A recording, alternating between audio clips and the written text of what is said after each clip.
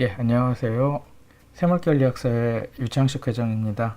여름이 이제 다가오잖아요. 여름이 얼마 남지 않았기 때문에 여름철에는 이게 야외 활동이 아무래도 늘어나니까 화상이나 상처를 입는 분들이 많아서 그 약국에 있다 보면은 수분 밴드를 사러 오시는 분들이 많거든요.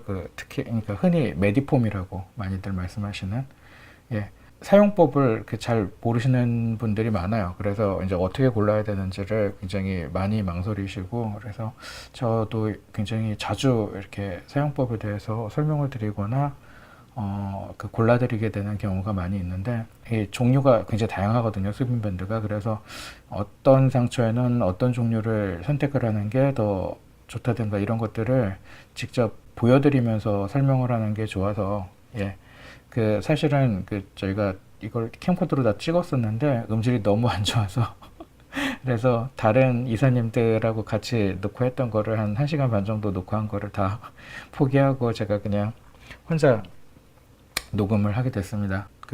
그림이나 사진 같은 것들을 모아서 PDF 파일로 만들어서 그거는 따로 별첨으로 올리도록 할 테니까 그거는 이렇게 들으시면서 다운로드 받으셔가지고 같이 보시면서 좀 참고를 하시기를 바래요. 예.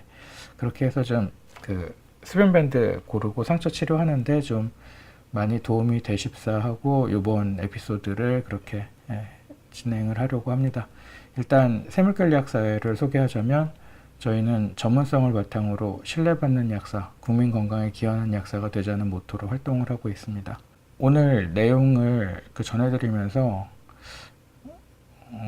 한 가지 말씀을 좀 드리고 싶은 게 있는데, 약국에 오셔서 수변밴드를 고르실 때 어떤 경우에는 이렇게 특정 브랜드를 지명을 하시면서 이제 그거를 꼭 쓰고 싶다고 이렇게 표현을 하시는 경우가 있는데, 물론 사용해 보셨거나 예전에 그래서 효과가 좋았다든지 그래서 그렇게 지명을 하실 수도 있겠지만 조금 그런 느낌이 받거든요. 약국에서 일하는 약사 입장으로서는 어떤 특정 물건을 사는 게 중요한 게 아니라 사실은 이것도 결국 상처를 치료하려고 쓰는 거잖아요, 우리가. 그래서 어떤 제품 이거에만 자꾸 초점을 맞추는 게 아니라 치료 전체가 잘 이루어지는 게 훨씬 더 중요하고, 그게 사실은 궁극적인 목표가 될 텐데, 근데 그렇지를 못한 경우가 종종 있어요. 그러니까 예를 들어서 뭐 이제 수면밴드를 쓰는 게 다등사는 아니거든요. 그래서 이 경우에는 수면밴드를 쓰는 게 아니라 오히려 옛날 방식 있죠. 그러니까 상처 연고 바르고 그냥 밴드 같은 거로 드레싱 덮어주시고 이렇게 하는 게 오히려 더 가격도 저렴하게 먹히면서 더 나은 경우도 있고, 또 그리고 수면밴드가 종류가 많다 보니까 이거를 쓰는 거는 별로 그렇게 도움이 안 되실 것 같은데 이런 생각이 많이 드는 경우에도 그냥 그거를 고집을 하시는 경우들이 있는데, 좀 많이 아시고 이렇게 좀 이렇게 잘 판단을 하셔서 그래서 치료에 도움이 되는 거를 고르실 수 있도록 그렇게 하는 게 중요하다고 생각이 됩니다. 특정 제품을 이렇게 광고라든가 아니면은 누가 써보니까 좋았다 뭐 이런 주변 사람들 얘기를 듣고 이렇게 딱 그거를 너무 이렇게 강하게 염두에 두시기보다는, 왜냐하면 그 사람한테 맞아도 내 상황에는 안 맞을 수도 있는 거거든요. 그래서 항상 약이라든가 어떤 치료에 사용되는 것들을 쓸 때는 그런 것들을 감안하셔서.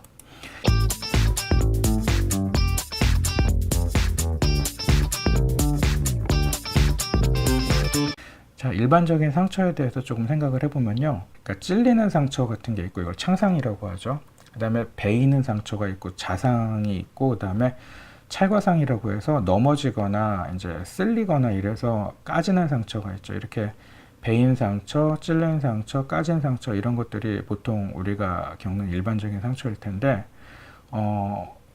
심한 경우에는 물론 병원에 가시는 게 나을 수도 있겠죠. 근데 심하지 않은 경우에는 약국에서 자가치료를 하실 수가 있겠고, 그런데 어떤 게 병원에 가셔야 되는 상황이고 어떤 게 약국에서 혼자서 치료하셔도 되는, 약사의 도움을 받아서 치료하셔도 되는 상황인지를 조금 구별을 하실 필요는 있을 것 같아요. 그래서 먼저 어떤 경우에 병원에 가야 되나 이거를 정리를 좀 해서 말씀드리자면은, 일단은 사람이나 동물에게 물린 경우가 있는데, 물론 뭐 사람도 동물에 들어가죠. 그래서 이 사람이나 동물의 입안에 굉장히 균이 많아요. 그래서 세균이 많기 때문에 이런 경우에는 상처 부위가 세균에 감염되거나 오염될 가능성이 많이 있거든요. 그리고 특히 동물에게 물린 경우에는 그 동물이 사람에게 옮기는 병원체들이 있죠. 예를 들어서 뭐 광견병 같은 거. 예, 그래서 그 광견병 주사 안 맞은 개한테 물렸을 때 아니면은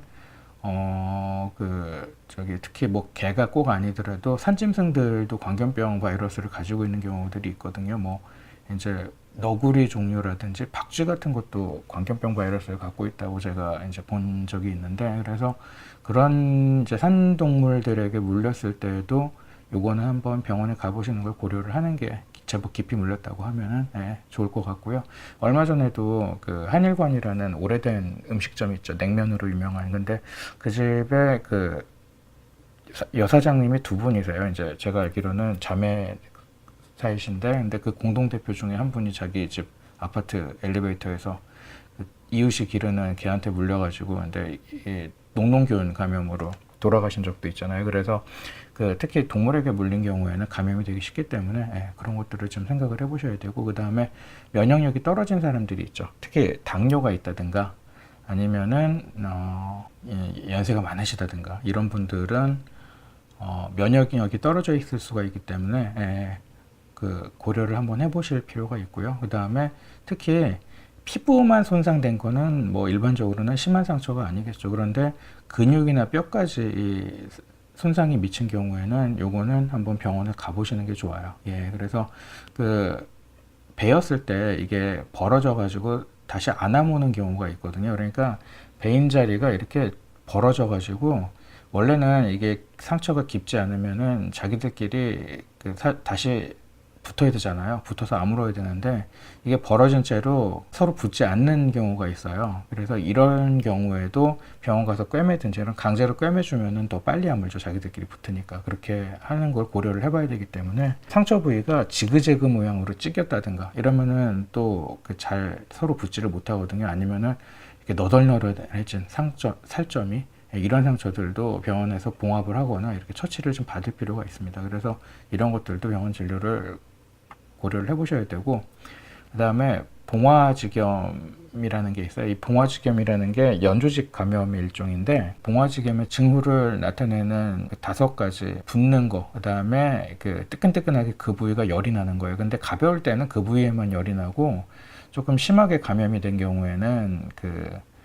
전체적으로 마치 감기 몸살 걸린 것처럼 그렇게 전체적으로 발열이 있어요.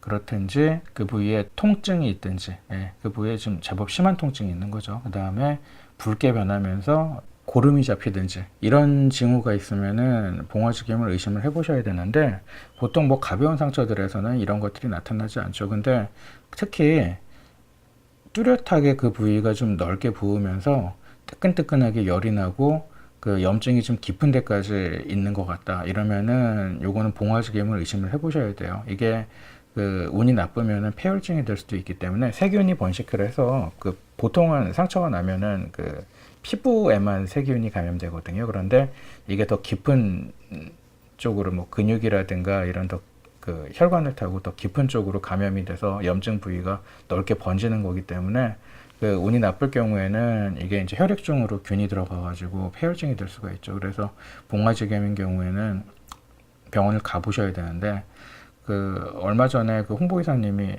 얘기를 하시는데, 그 본인 약국에 온 환자분 중에 한 분이 다른 이제 처방전을 통풍약을 처방을 받아왔대요. 근데 이분이 이제 연세도 좀 있으시고, 그 전에도 자기가 봉화지겸으로 그 진단을 받아가지고 그 입원까지 한 적이 있다고 얘기를 하는데, 뭐 병원에서는 그냥 통풍인 것 같다 막 그러면서, 근데 자기가 봤을 때는 예전하고 비슷한데 그 증세가, 근데 발목에서부터 무릎 밑에까지가 다 띵띵 부었다는 거예요. 뻘겋게 되면서. 근데 이분이 그 예전에도 한번 그런 적이 있었기 때문에 너무 의심쩍어서 이제 그 통풍으로 진단을 받아 오셨는데도 불구하고 다른 병원을 또 가셨어요. 그랬더니 진짜로 봉화지겸이었다고. 그래서 그 나중에라도 좀 항생제 처방을 받아가지고 다시 치료를 하셨다는 얘기를 들었는데, 하여튼 종종 이런 것들이 있을 수가 있으니까 알아두시는 게 좋고요. 그다음에 3주가 지나도 낫지 않는 상처, 그러니까 가벼운 상처 같은 경우는 보통 일주일에서 열흘 정도면 낫거든요. 1도 화상이라든가 이런 거. 그 다음에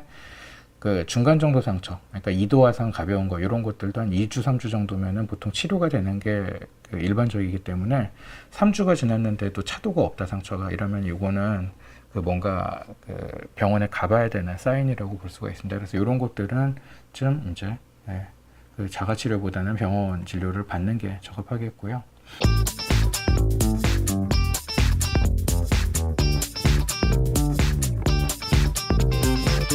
파상풍이 걱정돼서 이제 이거 파상풍에 걸리지 않겠느냐고 물어보시는 경우가 망왕이 있어요. 그런데 그 파상풍이 예방 백신이 있죠. 예방 백신이 있는데 이게 종색 면역이 안 되기 때문에 한번 맞으면 한 10년 정도 보통 그 면역력이 유지가 된다고 해요. 그리고 이제 그 항체가 떨어지면 부스터를 다시 맞아야 되는데 이 파상풍이 그 어렸을 때 그 DTP 아시죠? 그 DTP가 이제 딥테리하고 펄티시스 백이레하고 그다음에 파상풍하고 이렇게 세 가지가 혼합되어 있는 백신인데 요거를 우리나라 표준 예방 접종에서는 생후 2개월, 4개월, 6개월 때 의무적으로 이제 가급적 다 맞추도록 돼 있어요. 국가 예방 접종 그 기준에 있기 때문에. 그래서 이걸 맞고 나서 남자들 같은 경우에는 군대 가면은 그 다시 한번 맞죠. 그래서 그 군대 같은 데가 이제 아무래도 훈련 받다가 다칠 수도 있고 그리고 밖에서 이제 그 작업하거나 이렇게 흙 파고 막 이러는 게 많잖아요. 참호 파고 막. 그래서 그럴 때 흙 속에 있는 파상풍균에 감염될 수가 있기 때문에 군대에서는 이제 다 맞추는데 그 군대를 갔다 와서 지금 시간이 많이 흘렀다든가 이런 분들 같은 경우에는 시간이 흘렀으니까 이 부스터를 군대에서 입대했을 때 맞은 게 좀 약효가 떨어지겠죠. 아무래도. 그래서 그 다시 그 파상풍에 걸릴 수가 있다는 거를 좀 생각을 하셔야 되고 그리고 파상풍 감염이 뭐 무조건 되는 건 아니죠. 그 파상풍이 현기성 세균이기 때문에 흙 속에 살고 그리고 찔리는 상처에 주로 감염이 많이 되죠. 그래서 그렇게 조금 폭 찔렸을 때 그 못 같은 거 특히 녹이슨 못이라든가 흙 같은 게 묻어있는 지저분한 그런 물체에 이렇게 조금 깊이 약간 폭 이렇게 찔렸을 때 그럴 때 파상풍이 감염될 수가 있는 건데 상처가 났다고 하더라도 어떤 경우에는 좀 그래도 걸릴 확률이 많이 적다고 볼 수 있느냐 말씀을 드리면 폭 찔렸더라도 깊이 들어가지 않았고 그 다음에 찌른 물체에 뭐 녹이나 흙먼지 같은 것들이 묻어있지 않았고 그리고 이 출생 후에 어머니가 그 3번의 그 DTP 접종을 다 마치고 그리고 부스터를 맞은 지 10년이 넘지 않았다면 어느 정도는 안심할 수 있다라는 게 가이드라인이에요. 그래서 못 같은 거에 찔렸는데 팍 들어가지는 않고 조금 폭 찔린 정도예요. 근데 못이 뭐 녹슬어 있거나 지저분한 흙 같은 게 묻어 있었냐 물어보니까 뭐 그런 것도 없는 것 같다.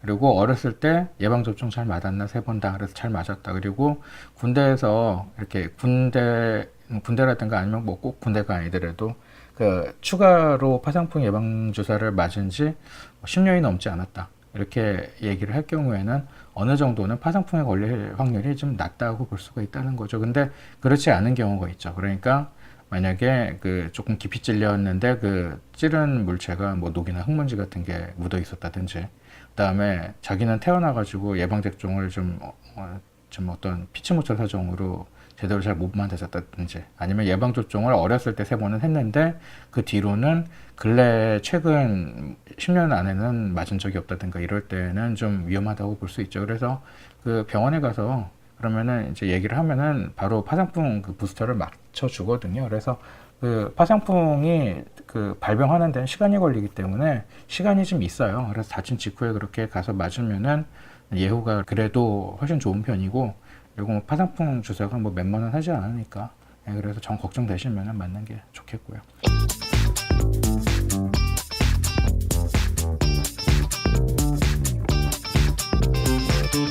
그리고 이제 상처 치료를 어떻게 할 것인가를 좀 정리를 해서 좀 말씀을 드리도록 할게요. 일단 많은 분들이 상처가 나면은 일단은 무슨 약부터 바르거나 아니면은 뭐 메디폼 뭐 이런 거를 먼저 붙여야 된다 이런 생각을 많이 가지고 약국에 오세요. 근데 그 상처를 치료할 때 제일 먼저 해야 되는 건 뭐냐면 뭘까요? 우선적으로는 세척을 하는 거예요. 특히 이제 깨끗한 흐르는 물로 가급적이면 흐르는 물이 더 좋은데 먹을 수 있는 깨끗한 물로 상처 부위를 충분히 이렇게 몇 분 이상은 씻어내는 게 제일 중요하거든요.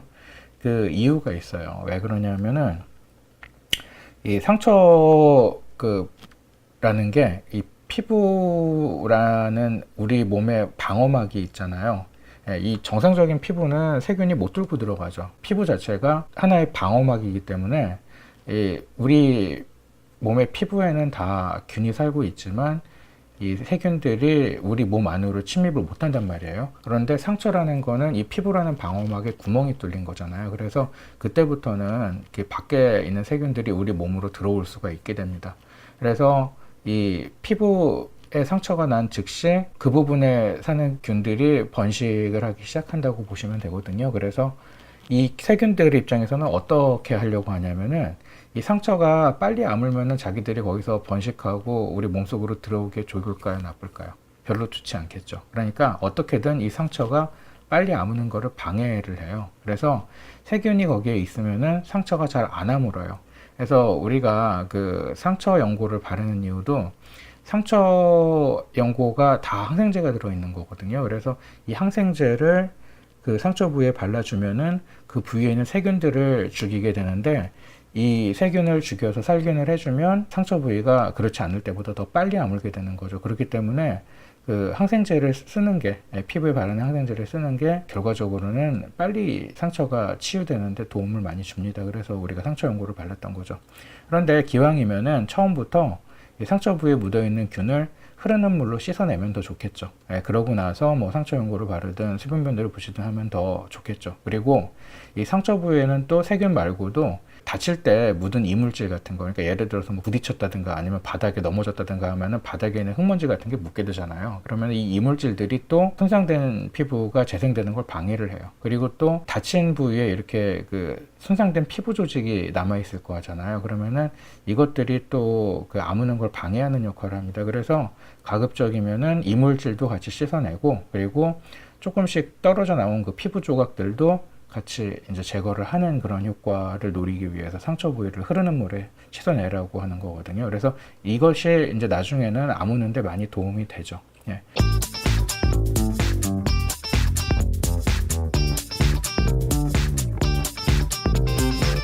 그리고 그 치료를 가급적 빨리 시작하는 게 좋아요. 예, 약국에 있다 보면 제가 이제 그 뭐 이렇게 상처 났다고 해가지고 오시면 화상도 그렇지만 언제 다치셨는지를 꼭 물어보는 편이거든요, 제가. 근데 그 이유가 있어요. 그러니까 다친 지 제법 시간이 오래 흐른 거는 잘 안 나아요. 그래서 가급적 빨리 치료를 시작하는 게 좋거든요. 흉이 생기는 것도 마찬가지로 다치고 나서 빨리 치료를 시작하는 경우에는 흉이 생길 확률이 좀 낮아지는데 방치했다가 치료를 뒤늦게 시작하는 경우에는 흉터가 생길 가능성도 높아져요. 그래서 빨리 치료를 시작을 하는 게 좋다. 그리고 또 한 가지가 수분밴드를 쓰고 싶어 하시는 분들이 굉장히 많은데 요즘에는 이제 수분밴드를 많이 쓰는 게 대중화가 됐기 때문에. 그런데 이 수분밴드를 사용하시려면은 나중에도 말씀드리겠지만 이 진물이 꼭 상처 부위에 있어야 됩니다. 그러니까 수분밴드의 원리 자체가 상처에서 나온 진물을 머금어서 그 자리에 이렇게 계속 진물이 상처 부위에 닿아 있도록 촉촉하게 이렇게 고여 있도록 만들어주는 게 수분밴드의 역할이거든요. 그 옛날에는 진물이 나와두고 다 무시하고 그냥 다 말려버리고 그 약만 바르고 이랬잖아요. 그런데 진물에, 사람의 상처에서 나오는 진물에는 재생촉진 인자라고 해가지고 그 에피더멀 그로스 팩터라고 해서 그 손상된 조직이 빨리 재생되도록 도와주는 그런 성분들이 들어있어요. 그러니까 이거를 그냥 말려서 없애버리는 건 좀 아깝죠. 그래서 수분밴드의 주된 역할은 뭐냐면은 이게 마르지 않고 그 수분밴드를 덮어놓으면 그 밑에 진물이 고이잖아요. 그러면은 그 고여있는 진물이 계속해서 상처 부위를 자극을 해서 빨리 재생이 촉진되도록 도와주는 게 수분밴드의 역할이죠. 그러니까 다시 말하면 만약에 상처가 났는데 수분밴드를 쓰고 싶으면 빨리 쓰기 시작하셔야 돼요. 그래서 내버려 둬가지고 이미 진물이 다 마르고 딱지가 생겼잖아요. 딱지가 꼭 안 생겼어도 진물이 말라서 이제 더 이상 진물이 안 나오고 건조해져서 상처가, 그러면은 그 부위는 수분밴드를 붙여도 효과가 없을 가능성이 상당히 높아요. 그래서 이걸 꼭 기억을 하시고 수분밴드를 쓰시고자 하면 아직 진물이 조금이라도 있을 때 이렇게 시작을 하셔야 됩니다. 조금씩이라도 나오면 쓸 수 있거든요. 근데 하나도 안 나오고 건조해지면 그때는 좀 수분밴드 효과가 많이 떨어지거나 없다고 볼 수가 있겠죠. 그래서 알고 계시면 좋겠고, 자, 수분밴드를 쓰는 게 더 좋은 경우가 있고, 상처 치료할 때 상처 연고를 그냥 종래 방식대로 쓰는 게 더 좋은 경우가 있어요. 그래서 이거를 좀 구별하는 방법을 좀 말씀을 드릴게요.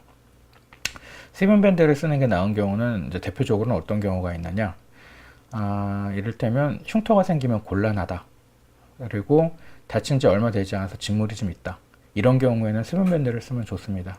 수분밴드가 보통 상처 연고 바르는 것보다 돈이 훨씬 많이 들거든요. 써보신 분들은 아시겠지만 오래 쓰는 타입 같은 것들이 뭐 한 장에 4,000원 이렇게 되기 때문에 보통, 그래서 이거를 뭐 일주일 열흘, 가벼운 상처라도 그 정도로 계속해서 쓰려면은 그래도 이제 몇만 원 정도는 소요가 될 수도 있고 그래요. 그래서 이제 좀 상처가 약간 넓거나 이런 경우, 그래서 이제 돈이 좀 적지 않게 들어가는 편이기 때문에 흉터가 생기면 꼭 안 된다, 이런 경우 있죠. 특히 여자분들인데 이제 팔이라든가 겉으로 노출이 되는 부위, 이런 데에 이제 상처가 났을 때, 이런 경우에는 이제 좀 빨리 이렇게 수분밴드를 잘 쓰시면 좋겠고, 흉이 지면 곤란한 게 특히 또 어린 애기들 같은 경우에 흉 지면 엄마들이 굉장히 속상해 하잖아요. 그래서 이런 경우에도 쓰면 좋겠고, 그리고 반대로 상처 연고를 바르는 게 나은 경우는 아까도 말씀드렸지만 진물이 아예 없이 건조한 상처라든가 치료 시기를 이미 놓쳤다, 그래서 진물이 안 나거나 딱지가 생겨버렸다, 이런 경우에는 상처 연고를 쓰는 것도 나쁜 선택이 아니에요. 왜냐하면 연고라는 게 바르는 약에는 연고가 있고 크림이 있고 겔이 있고 이렇게 종류가 여러 가지가 있잖아요. 똑같은 성분이어도 이제 연고로 만드는 경우도 있고 크림으로 만드는 경우도 있고 겔로 만드는 경우도 있고 이렇거든요. 근데 그 중에 연고가 제일 피부에 침투하는 힘이 좋아요. 그래서 딱지가 있어도 그 위에 상처 연고를 바르면은 그 연고가 딱지 밑에까지 침투를 할 수가 있기 때문에, 그래서 뭐 이렇게 살균을 하거나 이러는 데도 더 유리하고요. 그래서 이런 때는 상처 연고를 바르는 게 더 나을 수도 있고 그렇습니다. 그리고 경제적이고요, 더. 그리고 한 가지 조금 팁으로 말씀을 드리자면은, 약국에 오시는 분들을 제가 대해보면은 흉터가 진짜 흉터 있죠. 요거하고 색소 침착되는 거를 조금 구별을 잘 이제 못 하시는 경우가 있어서, 색소 침착이라는 거는 아시다시피 피부 색깔이 변하는 거잖아요. 그러니까 이렇게 좀 거뭇거뭇하게 변하든가 아니면은 불그스름하게 변하든가 이런 것들이 색소 침착이 되는 거거든요. 근데 흉터라는 거는 색이 변하는 게 아니고, 사실 정확하게 말하면 의학적으로 흉터는 상처가 아무는 과정에서 콜라겐 합성이 촉진되거든요. 그래서 이 콜라겐이 너무 과도하게 증식을 해서 상처 났던 부위가 불룩하게 올라오는 거예요. 가끔가다 그런 상처를 보신 적이 있으시죠? 상처 부위가 이렇게 뿔뚝 올라오는 거, 아니면은 오히려 상처가 덜 이렇게 살이 차 올라와가지고 약간 폭 패였다든가 이런 게 흉터예요. 그래서 상처가 났던 부위의 높이가 너무 높든지, 예전에 처음에 정상이었을 때보다, 아니면은 약간 파여가지고 오히려 낮아졌든지, 이런 걸 흉터라고 합니다. 그래서 시중에 흉터 없애는 바르는 약들이 있죠. 바르는 약들이 있는데, 근데 대개는 불룩 올라온 흉터에만 효과가 있어요. 이렇게 온폭 패인 흉터 있죠. 그러니까 예를 들어서 애기들끼리 장난치다거나 이러다가 이제 손톱 같은데 긁혀가지고서는 파인 거라든가 이런 거는 사실은 흉터 없애는 약을 발라가지고는 잘 치료가 안 돼요. 그거는 상처가 나자마자 새살이 빨리 돋아 올라오게 하는 약들이 있거든요. 그래서 그런 것들을 좀 바르면서 치료할 때 새살이 빨리 올라올 수 있도록 해주든지, 아니면 수분밴드 자체가 새살이 빨리 올라오게 하는 작용이 있었잖아요. 그렇기 때문에 이렇게 살점이 약간 폭 패였을 때 바로 수분밴드를 잘 쓰시든지 이렇게 하시는 게 좋고, 이미 그게 파여서 고착화가 됐을 때는 잘 안 되죠. 그리고 바르는 흉터 치료제들이 색소 침착에도 효과가 있어요. 그래서 광고하는 제품들을 종종 보실 경우가 있는데, 근데 이런 제품들을 바르면은 불룩 올라온 흉터도 서서히 낮아지면서 주변하고 비슷하게 표시가 안 나게 되지만, 색소 침착된 것도 서서히 옅어집니다. 그래서 이제 그런 효과를 같이 얻을 수가 있고요. 이거 두고 가니 조그맣고 동그란, 지금 내 손에 있는 이 동그랗고 달콤한 저 하늘의 달보다도 커다란 고소한 이곤 약과지, 그래 이곤 약과지. 이거 두고 가니 조그맣고 동그란, 지금 내 손에